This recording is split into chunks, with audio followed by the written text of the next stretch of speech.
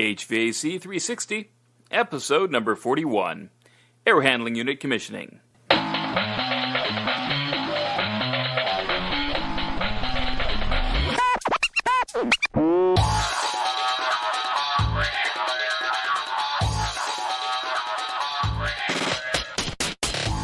Hey, welcome back everybody to another episode of HVAC 360. I'm your host, Matt Nelson. This week we're going to, I'm going to change gears a little bit and talk a little bit about sharing my knowledge here as far as air handling unit commissioning, what I do when I get to the field to check out an air handling unit. Now, this is going to focus mostly on actually built-up units that sit inside, not so much rooftop units. Those are a little bit different. There are some similarities, but I'll let you ferret those out. What I am going to talk about today a little bit is about some of the unit information that you get off the unit, a little bit about what you do looking at the unit, the inside, the outside, the inside, going through the pieces parts that you need to take a look at, and we're finally going to talk a little bit about what you do to functionally test a air handling unit. So when you approach an air handling unit, this is, essentially when you talk about an air handling unit, it's really nothing more than a box with a fan and a coil in it. It really is a glorified unit that you'd have in your house, a furnace, and it's amazing how you kind of, when you get into the industry, you kind of envision these air handling units being these great, works of engineering. And, once you've actually toured like a factory, you realize, okay, well, they just put sheet metal panels together around a fan and a box, and they call it an air handling unit. Kind of takes, once you see behind the curtain, you were like, oh, is that all it is? But it truly is an amazing piece of engineering as far as, knowing, having those ratings and knowing exactly what the pressure drops are and have them, straightened out. So as much as I kind of downplay the fact that they're just kind of boxes with fans in them, they really are kind of great engineered pieces. So a couple of things that you want to look for when you actually go out in the field. This is your chance to kind of finalize this process that you've been going through with your pre-functional checks. Just kind of checking to make sure that, okay, what was on the design is actually on the submittal, and now it's out in the field. So you want to take a look at the air handling units. You want to make sure the tag's right. You want to make sure they got the right air handler in the right place. Trust me. I have gotten this wrong, once or twice. Well, not I didn't get it wrong. The people putting the rooftop units on the roof actually got the rooftop on the wrong location. So it caused a little bit of an issue because they weren't the same. They didn't have the same electrical characteristics. So there's a little bit of a hiccup there. But just make sure that what is there is supposed to be there, and make sure that they haven't actually, put air handling unit number 7 in spot of air handling unit number 8. So they get those straightened out. Obviously, the key to all of these, checks and balances is to make sure that you get them done in in the appropriate manner. Make sure that you connect, whether it's early in construction. Make sure that you connect with the contractor in a manner so that they can actually make a change. So they're not kind of hamstrung, and you kind of said, it's like telling somebody to be careful with a knife after they cut themselves. It's one of those things that you want to get as early as you can in the process. So when we go through these things and look at them, obviously, this is something that you want to get done right when they set the units or when you go around. Usually 99% of the time, you're not going to have an issue with this. But obviously, if you get it wrong 1% of the time, it's going to make a huge difference. So just verify that. Go through, make sure your manufacturer, model number, serial number, actually get that stuff down on the sheet. Complete that information. Check the voltages. Check the horsepower of the fan motor. In all seriousness, getting the air handling unit in the wrong spot, highly unlikely. Actually, the motor, I've seen scenarios where, even though it may be as equally as unlikely, I've seen scenarios where there was supposed to be a 50 horsepower motor in a unit, and it got changed out. It had a 10 horsepower motor in it. Whether that was somebody, it came incorrectly from the factory.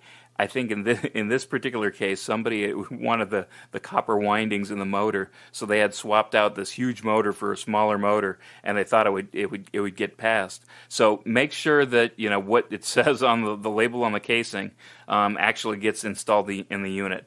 Most of the unit manufacturers, that's pretty good. It's pretty clear exactly where the information is. They'll have it on multiple spots as far as model number, serial number, so the tagging's pretty good.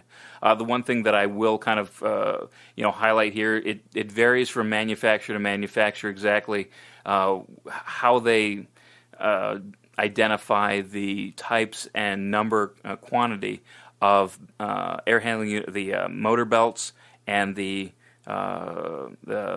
filters. So make sure that that's on there somewhere, because that's going to be a big help to the maintenance people, so they don't have to kind of reinvent the wheel and every single time. They can actually look on the casing. Sometimes it's on the inside door. When you open it up, it'll have that information there as well. So you got a lot of that air handling unit information right there. Now, when you approach the unit, you do kind of the walk around, and again, you want to make sure that the casing's in good condition. Typically, a lot of these air handling units, they're gonna drop them in sections. They're not gonna come as one big whole unit. They're gonna be craned in or moved in pieces. Depending on the submittal, it might be as many as 5 pieces, as few as 3 or 2, all depending on the size. So these things are kind of they kind of get them into place. They set them on the curb, and or not like a concrete curb, like a housekeeping pad. But they'll set them together and they'll bolt them, and they'll make sure they're gasketing between the sections are nice and tight, so there's not a lot of air leakage there. And then they'll put some of the finishing plates around them. But you want to make sure that they didn't put it together weird or angled in a certain location. Usually they're pretty good about that. But sometimes when you're craning something in, it may get dropped on a corner. You might have some sudden movement, so there might be some damage there, and how that impacts the performance. You never can tell. Even though if it was the motor section that got damaged, or the some of the other sections, it kind of varies. But you want to make sure that the casing's in good condition. It's usually a pretty quick check. Also, sometimes they'll use they'll be standing on the air handling unit to install some of the ductwork, or some people will somehow step on it and the casing might be dented. In general, you just want to make sure it's in good condition. You make sure there's not any gaps, or it's not basically at this point you're the owner's eyes and ears. You know what an air handling unit's supposed to look like, so you wouldn't want a car that got scratched up or dinged up when it showed up on your in your driveway. So definitely be an advocate for the owner when you're taking a look at this. As far as some other things that you want to check, you want to make sure that it has the proper equipment curb on it. Usually this is like a 4-inch housekeeping pad to be able to sweep around or wash around. It kind of gets the equipment up and off the ground. Generally speaking, it's a good idea for all mechanical equipment, but air handling unit might be especially good. One thing to keep in mind, and this kind of goes back to the design, you have, and this is all on the condensate drain kind of side. One thing is, when you go back to doing your checks in the design review, or even thinking about installing a unit, make sure that there's a drain somewhere in the vicinity, so you don't have to have a drain line that kind of goes across the floor and becomes a tripping hazard for people. Another thing to think about in that same kind of condensate drainage aspect, typically a 4-inch housekeeping pad is like industry standard. But if you have extra pressure drop in your unit, your trap might be especially deep. So to prevent them from cutting the floor, you might think of either putting it on another base rail on your unit, or actually make the 4-inch curb maybe an 8-inch curb, so you get an extra lift off the floor there, so you don't have to cut into it. So that's one thing to think about. Obviously, you could have exterior vibration isolation on a unit. Typically, that's not going to be that's not seen on a unit like this, just because you typically have vibration isolators in the fan. However, if you don't have them in the fan, or the fan gets locked down, you can have the base rail. But the rule of thumb is you want to just have one vibration isolation. One set of vibration isolators. You don't want to have two. You don't want to have the fan and something on the base rail of the unit. And the base rail is what all the way around the perimeter of the unit. That would be considered a base rail. So you don't want to have two competing forces, because things can start to oscillate really weird, and that can be bad for the unit. So generally speaking, it's not a big issue, but just something to think about. Obviously, doors, you want to make sure that you check all the doors. Make sure the handles are there, they're operable. You can open them up, close them. Sometimes when you have these double-decker units for some of the energy recovery wheels, when you have these counter airflows going across the unit, you'll have these extra high units. Is it feasible to actually reach that the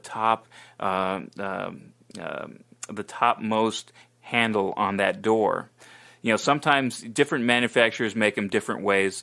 I could go a long way about the different do's and don'ts and my personal preference as far as what I like to see. It's not something you necessarily get to choose, which kind of, when you, as a designer, you don't say, well, you know what, I want these type of handles. You're really kind of locked into whatever the standard for that type of manufacturer is. I wish you could choose them a little bit more, like they have an economy handle or a deluxe handle, where you could actually have one handle that opens three different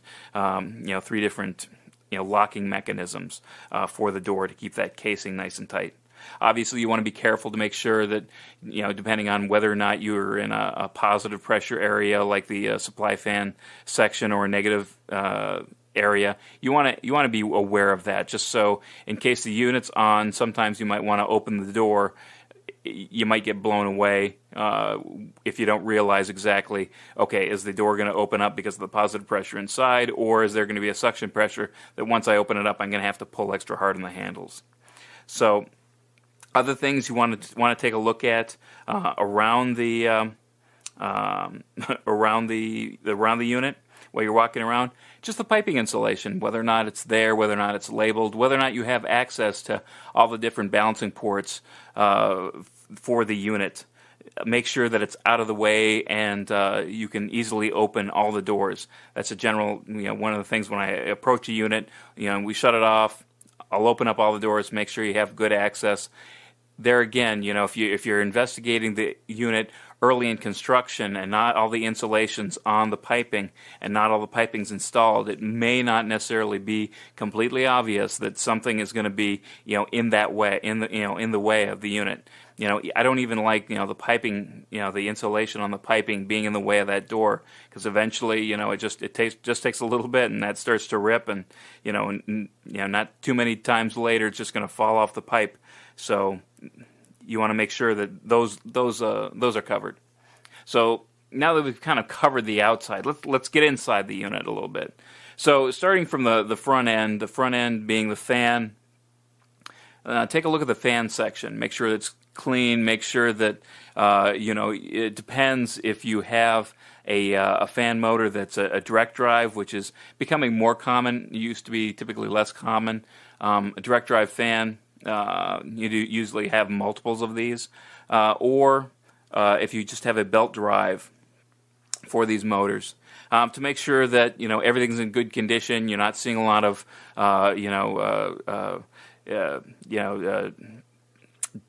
belt dust around. That's usually an indication of poor wear.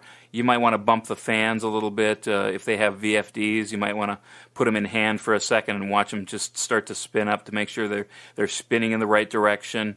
Generally take a look at the motor, take a look at the horsepower in the motor, verify that it's right. Make sure that all the shivs are right. Make sure that it's been greased. Both the fans and the motors may have grease fittings, around the around the shaft that you want to be able to take a look at, and sometimes they'll extend these grease fittings, to locations outside the fan or outside the casing, which is great just for maintenance. You could just go up to the casing, just hit it with a couple pumps of grease, and you can do your regular maintenance there. Otherwise, you have to kind of get inside the unit, take it to the Zert fitting, pump a couple of squirts of grease in there to grease up those bearings. Some motors don't even have fittings; they're totally enclosed, and they have lifetime bearings or whatever. So some don't need the kind of maintenance that you'd see in all of them. So just kind of know what to expect there. Let's see, what else? Make sure that the shroud is in place. Typically, on some of these fans, they'll protect.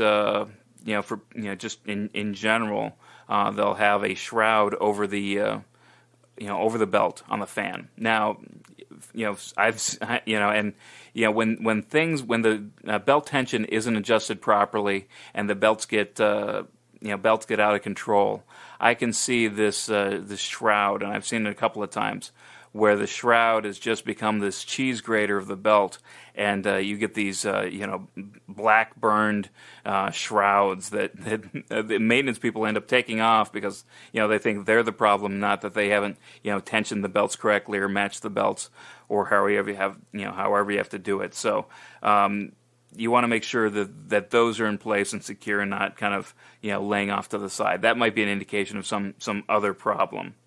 So that's the kind of the fan section. Sometimes you'll have like a flexible boot on there. You want to make sure that's intact, that that's not ripped for some reason. The fans usually will sit on the support structure for that isolation. You want to make sure that has been, all the shipping bolts have been released off of that, and that it's able to the vibration vibration isolators are able to move freely. That's going to be important. Again, refer back to the base rail vibration isolator. Typically, you're going to only have one. Now, going on to the coil section. Coils, cooling coils, heating coils, they're all pretty much the same. Just take a look make sure they're in good condition. Make sure that they're not dirty, or they've been run for some reason inappropriately, where they've been run during construction. You may have in some cases where somebody's been inside there and maybe leaned up against the coil, or maybe it just came that way that some of the fins are bent over. You can actually take a tool or make a note and have the mechanical contractor come back and use a coil comb and be able to straighten out those fins. Typically, that's going to be, if it stays like that, it's going to be a hot spot or a cold spot. It's just going to collect more dirt and dust depending on which side of the coil it's on. So you want to make sure that it's, in general, that it's pretty good. I mean, I'm not gonna nickel and dime every single time I see a couple bent over fins, but in some cases you've seen significant areas where that somebody's come in there and just accidentally done a large area, and you need that's going to affect the efficiency of that coil. So you need to have the mechanical contactor get that corrected. Obviously, with a drain pan underneath the coils, you want to make sure that's properly installed. That's going to be under the cooling coil rather than, it's not going to be under the heating coil. So you want to make sure it's under the cooling coil. You want to make sure that it is draining properly. Typically, they're going to have, depending on the size of the unit, they might have a single slope towards the drain on the one side. They might have a compound slope. The whole thought behind the drain pan and the multiple slopes is not to have standing water. That's the one thing you don't want to have. is standing water in a unit. And again, that kind of gets back to the drain. I've seen it more than once, more than I thought that I would ever see it. Because as an engineer, I'm thinking drains, those are simple. You just kind of install them, right? No. You have to make sure that the static pressure is right, and they're not actually holding water in the unit, because ultimately that's what's going to happen.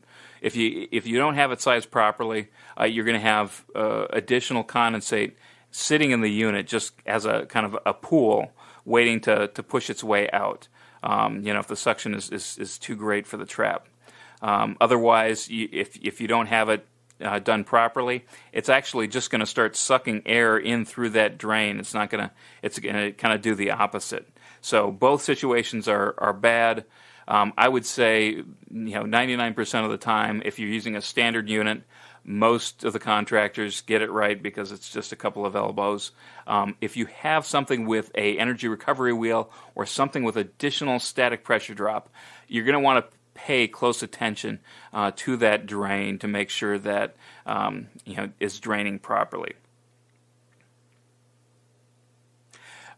Another thing about the coils, obviously this is the area that you're going to have your mixed air sensors, your averaging sensors, or your freeze stat. Now I'm going to get into the freeze stat in a different episode.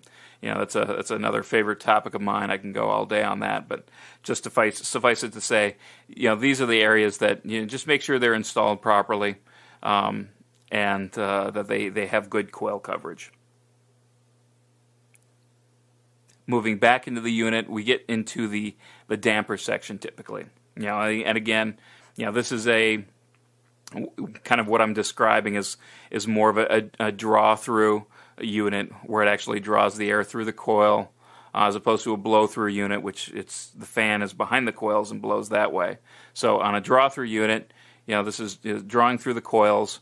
At the back end, you're going to typically have the return air damper and the outside air damper, and you're going to have the filters.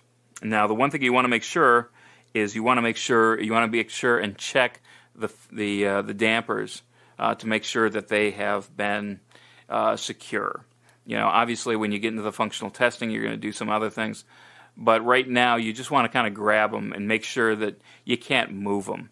That's usually the sign of if the damper is properly adjusted, that if you grab it with your hand and try to move it, that it won't. There's a number of times when they're just not tightened down enough to the shaft that you actually be able to move them by hand, and that's gonna present some problems when you go to try to functionally test. You're not going to have that close off real good.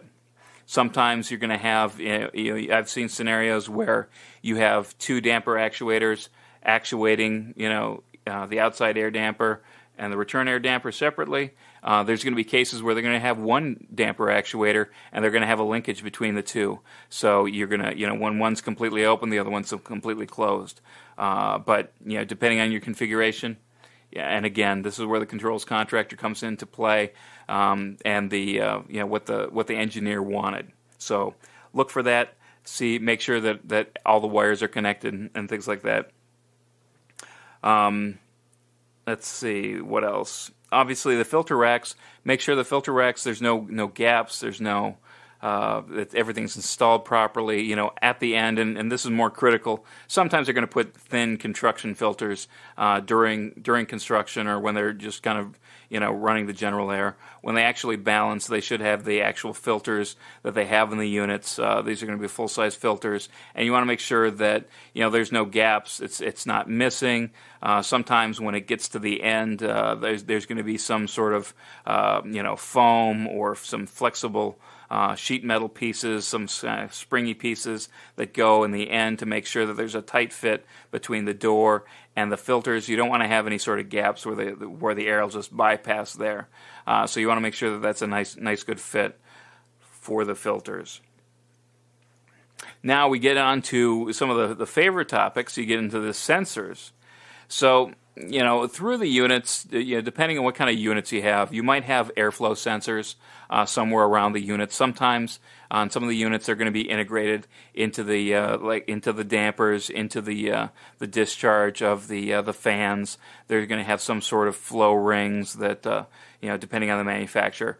Obviously, you're going to have averaging sensors like we talked about, these long tubes. It's typically a thicker tube than you'd see on a freestat sensor, and that'll kind of go back and forth across a coil. You have different sensors for water in your piping. You're going to have different sensors that might be, and these are all kind of BAS sensors that I'm describing. You're going to have sensors for the temperature. You're going to have sensors for the relative humidity. Freestat, you're going to have high and low limit sensors. Now, these are more common. The high limit sensor is more common in sort of the VAV type of application, where you and the whole reason for this high limit sensor is that when you turn on the fan, the ductwork is rated for so much pressure. So if you've sized your fan to, or sized your system to run at, say, 50% power or 60% power, and all of a sudden your VFD goes and you put it in bypass and it goes up to 100%, it could potentially blow out the ductwork. And of course, obviously, that's bad. So what the high limit is it say, okay, you know what? The high limit's there to protect the ductwork. If it exceeds the high limit, it's going to trip, and it typically is going to be a manual reset where somebody has to go and physically push that button to reset that. Some of the freestats, some of the other sensors, those can be, depending. Some can be automatic, some can be manual. A lot of times you want the freestat to be like a manual reset. A lot of times that's going to be real inconvenient if something trips out. Freestats, especially in colder climates, that's where you're going to use them. But in colder climates, you're going to have scenarios where, especially when you're starting up the unit, that's going to trip out on these nuisance trips, and it's going to be really frustrating. There's going to be the urge to bypass this safety, and you really don't want that to happen. And you don't want to say, you know what, I'm going to put a automatic reset on it, because I've seen cases where they've had automatic resets on freestats where it's tripped once, reset, tripped again, reset, tripped a third time, reset. Finally, the coil was cold enough, it just froze and burst. So that scenario, an automatic reset, if somebody's not there to go and check out the danger, the situation, that's going to be bad. So those are some of the sensors. Obviously, smoke detectors are there, and there's differential pressure sensors. Now, a lot of these sensors, you're going to have, there's different types or different ways to calibrate them.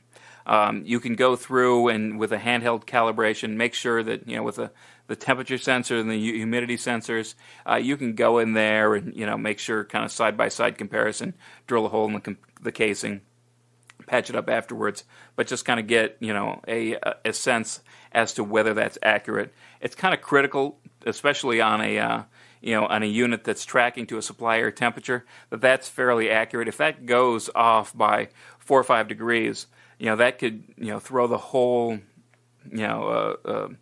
control sequence out of whack. That could be a critical piece to be able to track the temperature. So you always want to make sure that discharge air temperature sensor, whatever you're controlling to, make sure that's accurate.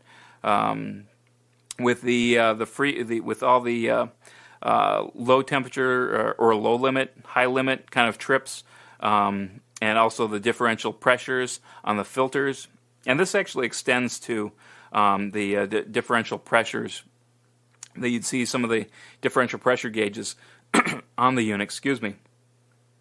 You want to make sure that the low and the high side are connected properly, because these sensors are operated on kind of a bellows principle. So if one side of the bellows is exceeds the limit, it's going to trip. So typically you're going to have 2 ports on these sensors, and they're going to be labeled low and high. So you really got to know exactly what at what point is your low side that you're trying to measure and what side's the high side. Typically, on like a high limit, you're going to have the low side. You're going to have the sensor kind of like on the outside of the supply fan section or the supply air duct, and you're going to have the low section or the low port open to the atmosphere. You're going to have the high port ducted into the casing or the ductwork, and that's how it's going to be configured. Sometimes you get that backwards. It totally doesn't work. So you want to make sure that you understand and take a look at those ports to make sure that they're connected properly, make sure the fittings are tight, make sure the tubing is actually installed and inserted, and it just kind of doesn't look that way. So that's some of the things that I've seen on those sensors. Obviously, when you're talking about pressure and temperature gauges, temperature and pressure gauges on the piping. Some engineers like to put the temperature and the pressure gauges. Most often, you're going to have the temperature gauges. Make sure they're the right scale. I've seen a lot of them where you take a chilled water coil, for instance, and if you use a scale that's either say 1 to 240 or 1 to 180. It's really, you're really not going to see that 40-degree, temperature. That's going to be right down the bottom, and it's not going to read properly. It's not going to look right. So you want to be able to get like a 1 to 100 on the chilled water, and the hot water can be, the 1 to 180 or the 1 to 240, whatever you want there. But make sure that you kind of mix and match.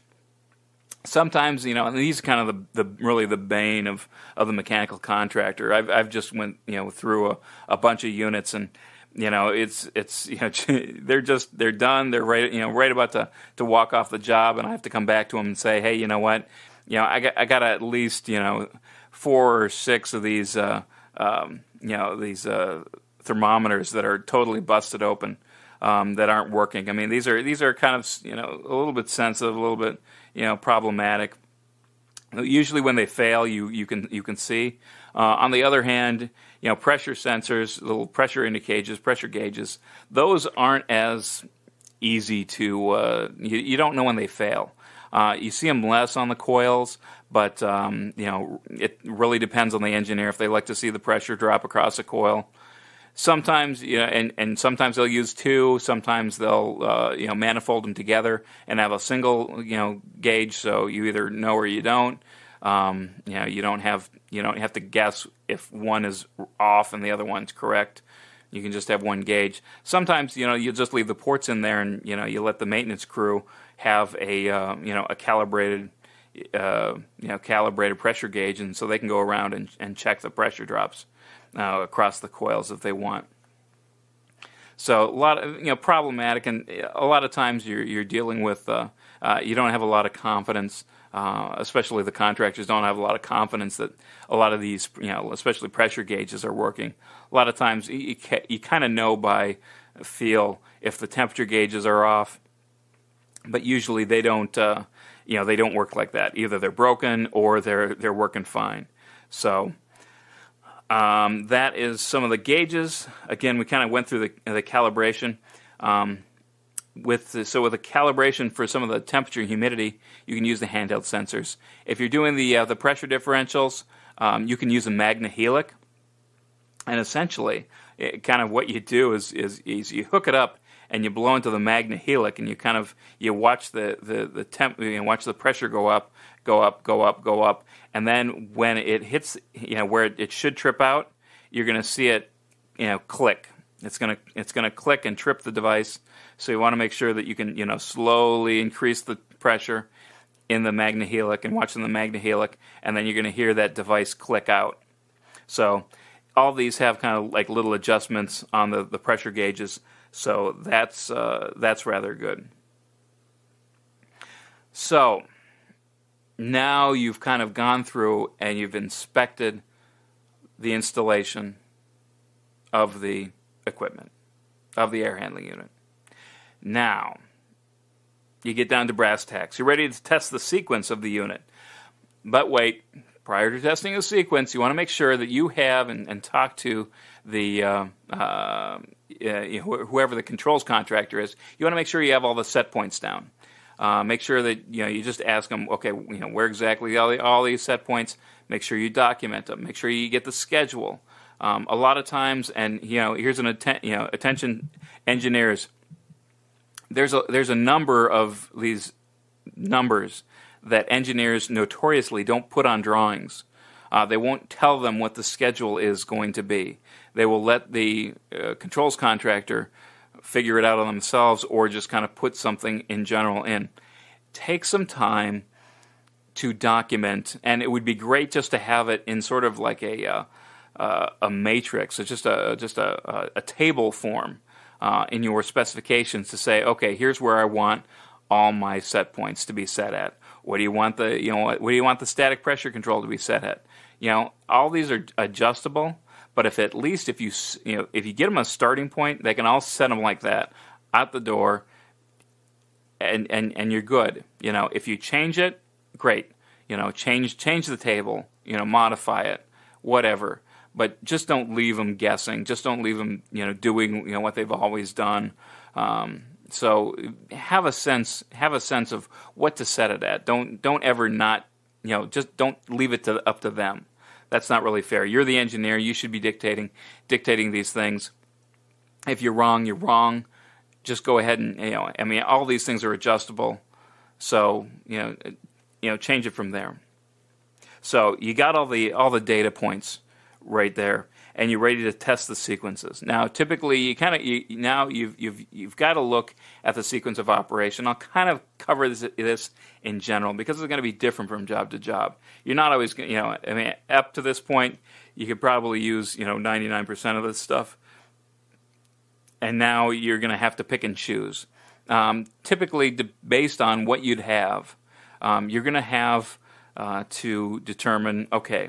You're gonna take it into unoccupied. Have the unit in unoccupied. Go around, and you make sure all the fans are off. You make sure that all the valves are in their normally, unoccupied positions, whether that be open or closed. It depends on the sequence. Sometimes you're gonna have both valves closed. Sometimes you're gonna have both valves open. It depends on the sequence from there. You're going to have to make sure that you want to make sure your outside air damper is closed. Your return air damper is completely open. Typically, that's not going to change. Again, you don't want outside air infiltrating your space, uncontrolled, because that's going to be bad. So now you're going to go through and you're going to go make sure that your unoccupied heating takes effect. You want to make sure that your unoccupied cooling takes effect, where the unit will kick on, the fan will start. You're going to see the return amper still at 100%. You're going to see the outdoor air damper at 0 because again we're in the nighttime.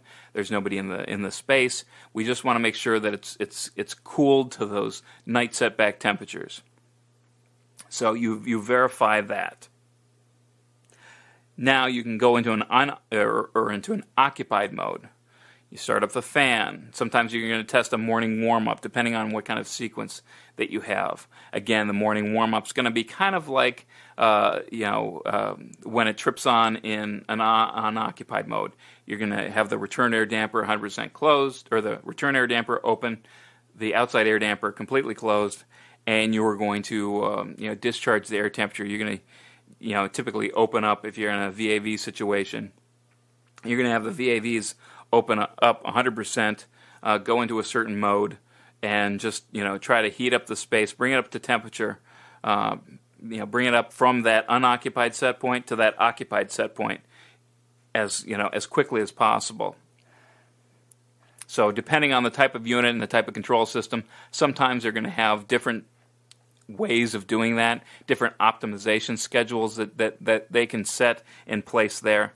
But in general, once you get into that occupied mode, make sure everything's modulating correctly, following that sequence of operation. You're going to test out your heating modes. You're going to test out your cooling modes. Make sure they're not doing it at the same time, and test out your economizer mode, if that's in fact what you have with your sequence. Obviously, you want to be able to track your static pressure on a VAV system. Whether or not when you change your static pressure, your VAV and your supply fan will track with that new static pressure set point. Obviously, you want to make sure your safeties work as well. So all these are going to be kind of things that you're going to test out in your functional testing. Now, my stance on functional testing, your functional testing is kind of, whether you do it through the front end, whether you do it through a local control panel with the control, with the controls contractor there. This is kind of, you're taking a snapshot. You're saying, okay, you know what, I put it into conditions and I would expect it to do this, and it did that. Well, that's great when you're watching it, but sometimes air handling units are like children. They don't behave when they're not watched. They'll do something completely different. So once you get done with functional testing, once you make sure that functional testing's done, then you got to go into a trending mode to really thoroughly verify that truly is operating like it should. So typically on the trending for air handling units, you want to cover the basics. You want to make sure that it's on when it's supposed to be on, it's off when it's supposed to be off, and that if it's doing something different, during the off cycle, if it cycles on because of heat, you want to make sure that you're tracking that as well. So you want to make sure that if there's a zone temperature, an average zone temperature, that it drops below that unoccupied set point and it trips on the fan, that it's gonna everything's how it is as what it is expected. Again, once you get that, whether the unit's on or off, that done, you want to make sure that the discharge air temperature is what you expect it. You don't want it all over the place. Now, this might be a little bit different. If you have like a DX section or DX cooling, it may be a little bit more erratic than if you had a chilled water coil. But typically you want to make sure that you know what the discharge air set point is for the unit. You want to make sure that tracks it fairly regularly. You want to make sure that if there's any anomalies, the third step is if you see the anomalies, you want to make sure that everything's kind of as expected, that there's not a lot of herky-jerkiness, that it's constantly trying to adjust more than it should. That's kind of, you have to have some experience with looking at trends and being able to figure that out. But that's, in a nutshell, those are the three trending things that you'd want to do with an air handling unit. Obviously, there's more, and typically, my rule of thumb is that you start with the basics. If they look fine, great. If something looks a little bit awry, that's not quite right, you may want to dig a little deeper to figure out exactly, why that is not working the way it is. So start at a high level, go to a lower level, if as needed. But obviously, make sure that the unit's working like it should, because obviously that's gonna make sure that everybody gets the kind of air that they need to. All right. One other thing, obviously I talk trending. Sometimes you can do that through the building automation system. If it has that capability, if it's that type of system. Sometimes you're going to have to use standalone data loggers to be able to work that into your commissioning toolkit. So those are the kind of two different options that you can use with trending. Typically with trending, I'd like to say anywhere from 9 to 11 days. You want to catch a weekend in there. You want to catch a couple different scenarios. You want to make sure that it when it goes off for the weekend, that it comes back on, and that the temperature comes up to speed and things like that. So there's a lot more specifics and a lot more details, but I didn't necessarily want to dive that deep into the nitty gritty. But I want to kind of give you a broad brush view of what it is to do air handling and commissioning. So again, kind of reviewing, you want to make sure the information's right. You want to check out the unit, make sure the installation's correct inside and out. You want to do your functional testing, and you want to make sure that you follow up with trending, because again, things can operate correctly once, but when you watch them over a period of time, that's the only proof in the pudding that you're not going to get called back and there's not going to be issues in the long term. So hopefully you enjoyed that show. That's a lot of talking for me. but I thought it would be a little bit of a topic. Every time I end the show with the same message, I'd like to come back and share a little bit of what I know. Break up the if you like that more, hey, let me know. If you like the interviews, definitely that's something I can stick to and arrange. But I love all the feedback that I'm getting, and I'm just gonna I'm gonna keep going down the same path that I've been going down. So I appreciate each and every one of you listening every week. You're very special to me. Thank you so much. Again, you are the top 3% of the engineers that are out there, of the contractors that are out there. You are the best of the best. You're learning, you're growing your minds, and I wish you nothing but the best of luck. So I guess until next time, remember, know what you build and share what you know.